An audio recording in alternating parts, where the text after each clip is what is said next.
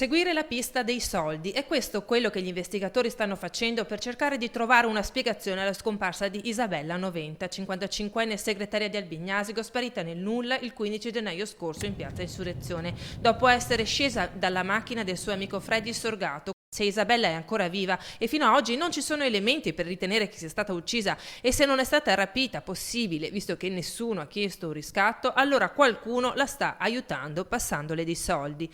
Come avvenga questo passaggio di denaro, se attraverso prelievi, bonifici o versamenti, ancora non si sa. E mentre si continuano a cercare tracce di sangue della donna nella casa e nelle auto di Sorgato e nell'abitazione del fratello e della mamma, una squadra di investigatori sta seguendo la pista della fuga.